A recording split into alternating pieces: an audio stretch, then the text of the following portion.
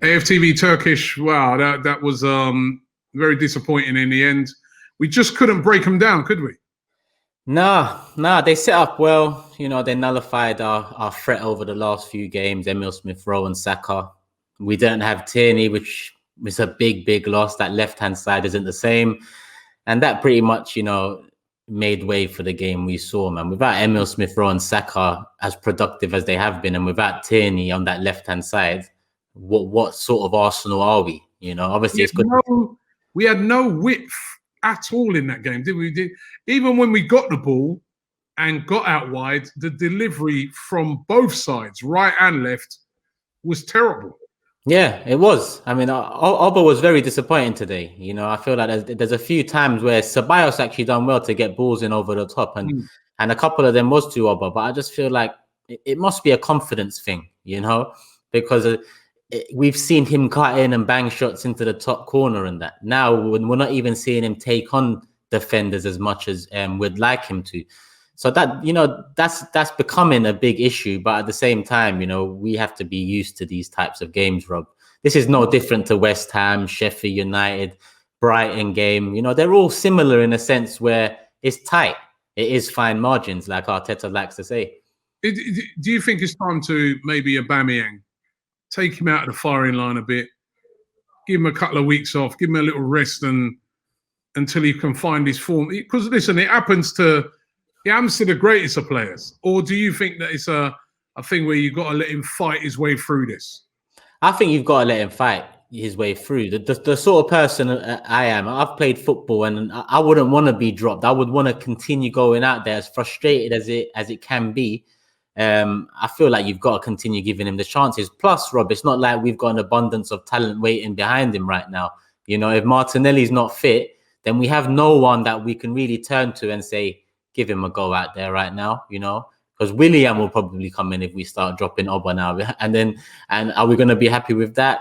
Probably not. So I think, considering his new contract, considering he's captain, it would be unfair to drop him now, but he is, not producing what we need him to produce. And a home game against Crystal Palace would on paper be an ideal game for him to get a goal or two.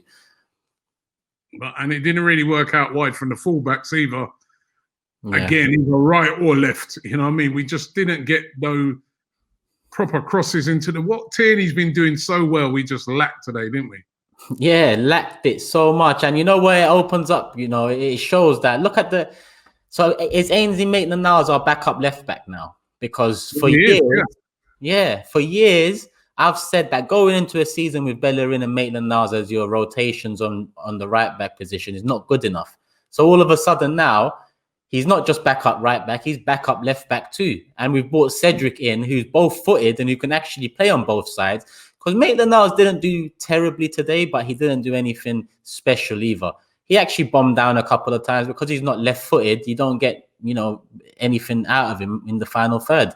But what was the point in Cedric? That was a year ago now, Rob. We're in January right now. A month where we can improve this squad, improve the quality. But again, a month where it's gone quiet all of a sudden. I'm going to say to you, what it made quite obvious, because as you know, I do the transfer dailies every day.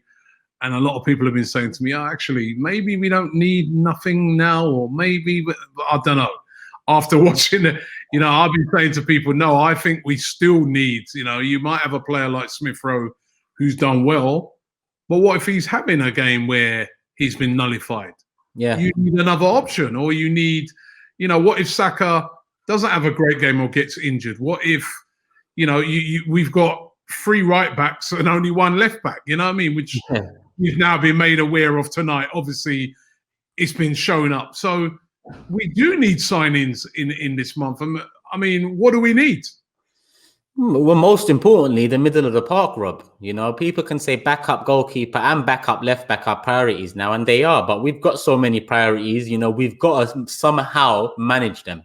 And I think rotation for Emile Smith-Rowe is vital, and someone to partner and be a presence in the absence of Partey is definitely a priority. I think 2 midfielders, 1 attacking and 1 more central, essential for us. Essential.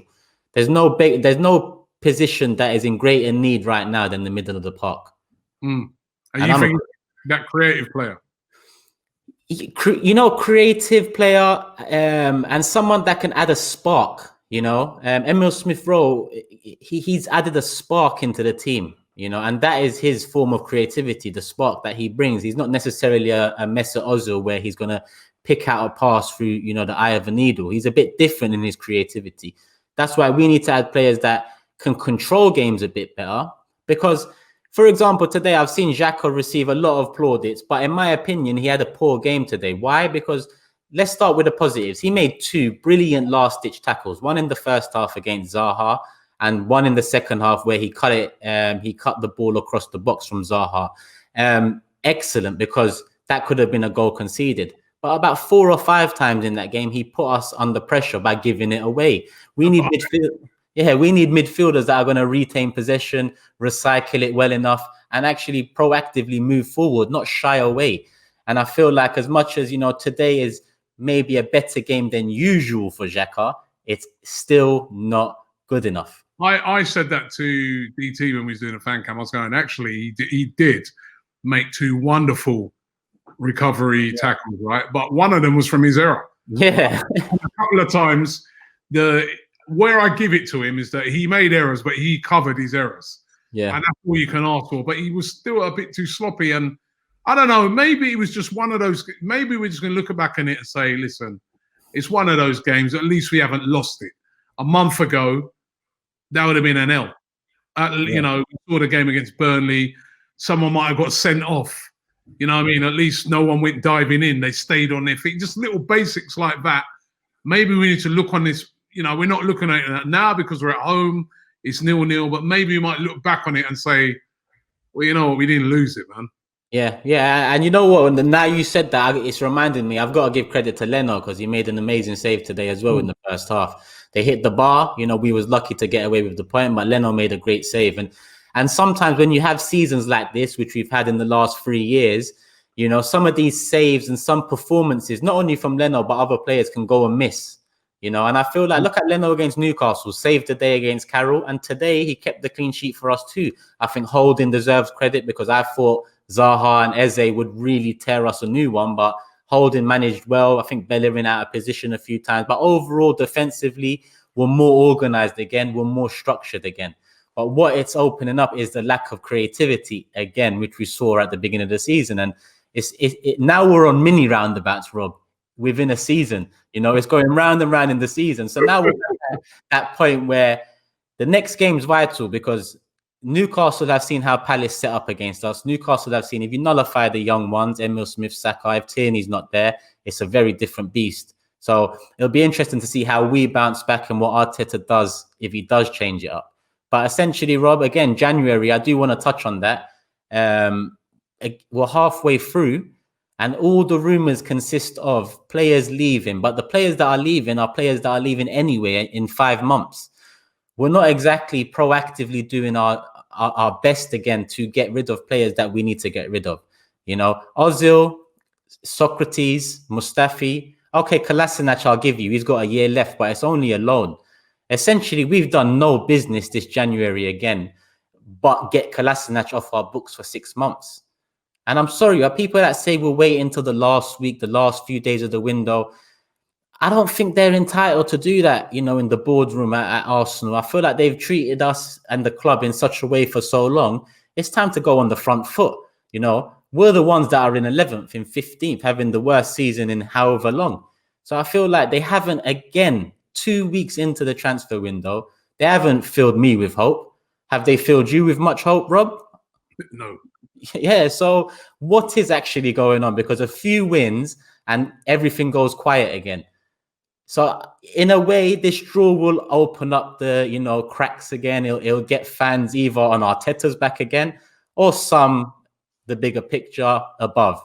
But essentially, Rob, it's more evidence of a lack of that direction. Instead, we're bringing on a legal man on board, to deal with contracts and whatnot. Let's give him a chance. Let's see, because we've messed up contracts in the past. But for God's sake, we should have brought him in before we signed Willian, Rob, because that's one that's going to haunt us for a few years. But 2 weeks left. We'll see.